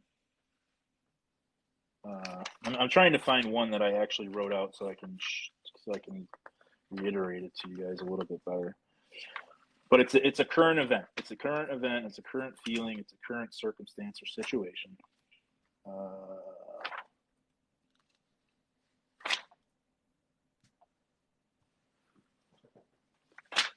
I can't find it. Anyway, so it's a current situation, current life event or story that makes you feel a certain way. Whatever that way is, you need to write down that event. So write down whatever your event is, whatever it may be. That's your current event, and then the feeling. How do you feel about that story? What did it make you feel? What are your emotions? And when I send you this, you'll have a checklist of different emotions. But so you would need to. And everybody, I'm going to do TikToks on this next week. I'm going to do this whole series on this exact thing. So they'll be up. But for now, and then so what feelings you list your what kind of feelings you had, the negative emotions, and then how did you cope with it? There's a list also of coping mechanisms.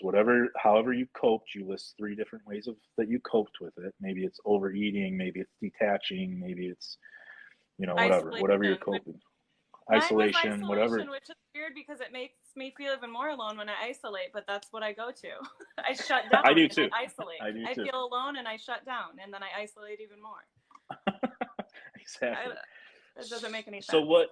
And then it's a matter of figuring out what your perceived message is for that experience. And there's also, again, when I send it to you, there's a list of perceived messages. Perceived message, like one of mine was, I'm not worth changing for. So the perceived message was one of my unburdening. These are called unburdenings, by the way. You're unburdening your past traumas, your past hurts. Okay. So a perceived message for me is, I'm not worth you changing for, right? And then you write down your perceived message, and then you write down an earlier time that this perceived message happened in your life. So you start thinking back from this current situation, you start thinking back to, when did this happen to me before? When did I feel like this? When did I incur these emotions or these thoughts or this, patterns, if you will? Mm-hmm. And you write down what that was. For me, it was my parents getting divorced, something like that, in this one specific situation. So once you identify this past time that this happened to you, now you're going to have a conversation with this, let's say Amy from when she's 13, Amy to herself right now in today's world. Your younger Amy is going to talk to your older Amy about what they felt about that older situation. For me, it was my parents breaking up and my dad's alcoholism that caused it, right? So I wrote, so this is my younger self talking to my older self right now. Mm-hmm. I don't understand how you could throw away 28 years of marriage, how you could give up on our family just to live this selfish life of drinking. Why is alcohol more important than us? Why is it more important than me? I always admired how long you two, meaning him, my mom and him, I've always admired how long you two have been together. How are you willing to just throw it all away? So that is my younger self, my younger 14-year-old Brian talking to me today. So I have that conversation, I write it down. The next step is my older self, me, the one who's experienced now with life, is going to talk to my younger self in that situation and time, in that place and time. So here's the deal, Brian. Your dad was most likely not getting what he thought he needed at home from your mom. Lack of attention and appreciation can turn a man away. In turn, he couldn't communicate this and eventually drifted apart from your mother. Alcohol was just a coping mechanism for him to calm the confusion in his mind. They divorced because my daughter. They divorced because they grew apart. He chose booze instead of getting help. So I haven't finished that one. I still have to finish that one. But yeah. So now I had that conversation with my older self, myself that's more knowledgeable about why. And I have a lot of experience with alcoholism and sobriety. So now I can have that conversation with my younger self in a totally different reality and explain to my younger self what the hell is going on. Yeah. Because you got to think, like, this younger person is just sitting there and has been sitting there for however many years, just sitting there waiting to understand what the hell happened. Like, why? Yeah. Why? Why did this happen to me? So what you're doing right now is you are actually you are in the process of releasing your younger self from that whatever. So after you have that conversation with your older self to your younger self,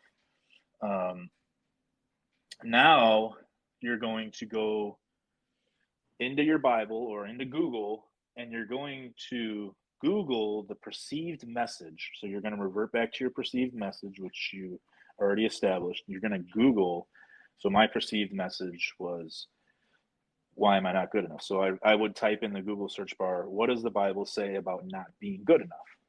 And I would find whatever site I wanted to, and then I would go and I would pick 3 Bible verses that I feel pertain to my feeling and my story that I'm writing right now. Yeah. And I would write those down. I would write those Bible verses down. I love that. And then so then you understand from a spiritual standpoint what the Bible says about what you're feeling. Now you can start to comprehend from a spiritual standpoint what is going on. If you're a spiritual person, then this is literally a spiritual unburdening. So if you're not, I don't know what to tell you. I don't know any other way of doing it, but this is my way of doing it. Yeah. You find the Bible verses. Now you're gonna put yourself in a situation of your younger self. You're gonna picture yourself. For me, for the one that I had finished that really changed my life was I was on a baseball field, so I was sitting in the dugout, and Jesus actually came into the picture, came into the plot, and sat down next to me on the bench, and I had a conversation with him talking to me. And it doesn't mean that you really need to visualize this scenario. He doesn't need to be in a robe. He doesn't, however, he actually showed up as like an assistant coach, and he had a baseball cap on and a jersey and jeans. Like, you need to get really in depth with your visualization here. He sat down next to me, and I had a conversation. He had a conversation with me about And let me try and find one that I can. This is something you wrote down, that a So conversation. now I had the conversation with my younger self to my older self to my younger self, and I wrote all those conversations down. Now I'm going to have a conversation with, or Jesus is going to have a conversation with me, and I'm going to write those down. I'm going to write down that conversation. What is Jesus telling me about what happened? Yeah. Um, Grab my notebook quick. Don't worry, I'm going to send this to you, so you'll have all the info. Yeah, no, those are really good steps. I need to remember that. I did the process of like, I wrote down like everything I can remember from my childhood that like has stood out to me. I was like, oh, I probably don't have that much. Yeah. Literally like page after page.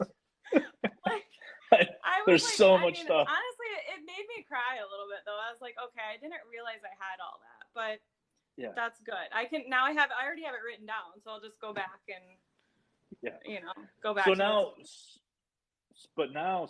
you have this dialogue with you and Jesus, right? And you write down the story that he tells you. You write down the information that he tells you, and that's now.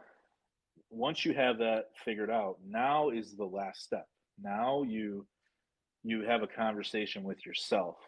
And in this conversation with yourself, you are releasing yourself from all of your coping mechanisms. You're saying goodbye to your older self. You're letting yourself go, be whoever your younger self is going to be.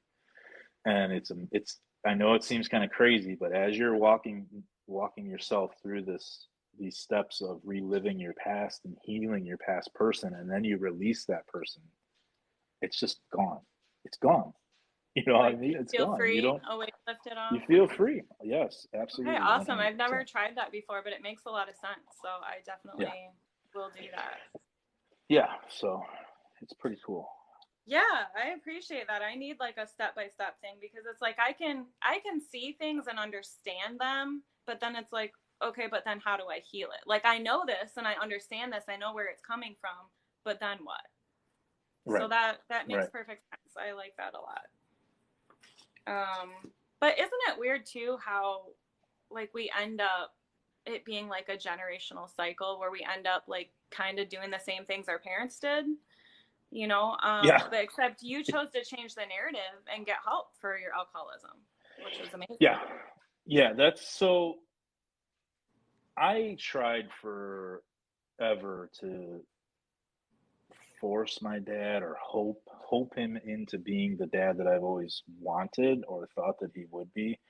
And the reality of the situation is that he had the mindset like I had. He was doing better than his dad did, and I was doing better than my dad did, and we thought we were doing enough, right? Mm-hmm. Only he was never going to be the father that I wanted him to be, that I had this preconceived notion in my head of what a father should look like, right? He was never going to be that. So there was a point about 4 years ago where I was like, you know what? This is exhausting. I'm wasting my time and my life and my energy hoping him into something he's never going to be. It's just not who he is. Yeah. So I decided at that point in time that I was going to be the father that I wanted to be, that I thought, or to be the father that he could never be, the father that I thought I should be. And that's kind of like when life started turning the tables. That's when I started, just changing my life and learning. And then, 2 years ago, I was like, Savannah was the one. She's like, hey, you know what? If you're not going to quit drinking, then we're just going to be done with you. And I was like, shit. I better do something. That's a tough situation because my son's dad, like I told you, I had him when I was 18, and his dad struggled with alcoholism pretty much his entire life and just got sober the past couple years. And my son now just turned 18. And so now he's been stepping in and helping, but for a long time I hated him. I hated him for not being around and not being there for my son. And, I had to learn how to forgive him once he got sober, and be happy about the fact that he's there now, but 17 years too late, Yeah. Yep. But and that's I'm happy he is sober now, but it's still a part of me is you weren't around when I was 18 and, in and out of his life because of drinking. He always chose drinking over his son. And so 17 years of that is a long time. Yes. But I have started to like forgive, and I'm happy he's in his life now, but it's rough. It is a rough thing to deal with. But he's an extremely different person sober now. He's great sober. Him, alcoholic, right? Him, horrible person. Like night and day. Yes. It is when I say I completely turned my life around, like I didn't even know this guy that you see here, you're having a conversation with, you would have never had this 2 years ago. Like I didn't even know this guy was inside of me. I never even when I had these initial thoughts of becoming the best me that I could be, I never even knew that I could reach these kind of levels. And now it's just like, well, shit, how far can I take it? Like I'm just gonna roll with it and see if I could be the best damn father and man that this world has ever seen. I don't know what that looks like, but I'm gonna do my damnedest to try and find it. Yeah. So that's great. I think like we can repeat a lot of the things that our parents have done, but then reaching that point where you want to like break that cycle and say, I want to heal, I want to learn and do better, because I did the same thing my mom did. My mom divorced my dad. I divorced. And now I know that now that I'm learning about my trauma, my kids are going to have to heal from the same type of trauma because of my trauma. So it's like, yes. But at least we're doing the work now and we're learning so that we can help them through theirs. And I think it's important to point out, because I don't know how you feel about this, but it's getting a little late and we've been on for almost 2 hours. Oh, really? 2 hours already? See, we did good. Yeah. I think it's important to point out that everything that you do when you go on this self-awareness journey, this self-healing, this self-growth, it all feels so daunting. Like there's so much, like you just over obsess about how much actually needs to be done. And there's no quick fix. There's no timeline. That you can pinpoint, like I'm going to be done in 6 months, because you just don't know. But I think it's important to have grace with yourself. And I think it's important to understand that once you start taking the power back from from your past self, from your past insecurities, and just all of these things that you burden yourself with, once you start taking the power back, you feel so much lighter and it just gets so much easier. You start building this confidence, like the steam, just the train just gets going. The momentum. Just, the momentum just really starts chugging along, and things just start happening. And it's just a matter of getting started, just making the choice to get started somehow. Getting started is the hardest part. It really is. It really is. I mean, it's just like working out, I'm on this health journey too. And, just like working out, it's hardest when you start. But now that I'm like really getting into it, it's like I want to keep doing it more and more. I feel better every day and I feel stronger every day. And that's the same with healing. The same thing, It's just like 100%. Initially facing what you have to, you dread it, but then once you like are into it and you get going, you feel better and you feel stronger. So yes. Yeah. Well, my dear, I enjoyed this thoroughly. I can't even thank you enough for coming on this, because I knew it was going to be amazing. And it's so crazy because I was like totally like enamored with you when I first saw you on here and all of your information that I related to, and to be on a live with you now for 2 hours talking is just, it's so wild. Well, thank you for inviting me on here. Like I definitely do a lot better with lives when I talk to you instead of like leading my own. Maybe one day I'll be able to like do my own, but we'll do it again. We'll do it again. Yeah, it's definitely cool since like watching you from the beginning and seeing how you've grown. So I appreciate your information, and I'm gonna take notes in my notebook too for my own healing. I will send you those pictures now once I get off this live. I'll send them to you. Perfect. So okay, everybody, thank you. I appreciate you following along. I actually have my YouTube page now up and running. I will post this there if you want to recap what we talked about through this live. It's Brian Morgan Focus Not Fear on YouTube. And this will be there whenever I can download it tomorrow. So thank you. I will talk to you soon. And everybody, I appreciate you guys coming on with us. Wendy, thank you for managing this for me. Thanks, Wendy. All right. Have a good night. All right, bye. You too. Bye.